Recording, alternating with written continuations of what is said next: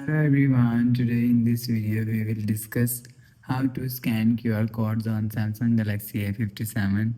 Let's start the video. First of all, go to App Library. Here click on Camera app. After click on Camera app, click on this four dot icon and click on Settings icon. Now in camera settings, you will see Scan QR codes is here.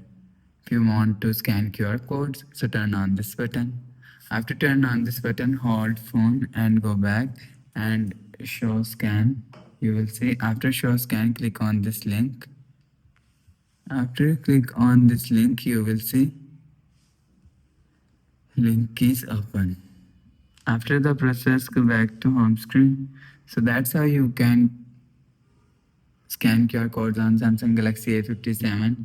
If you like the video, please subscribe. Thanks for watching.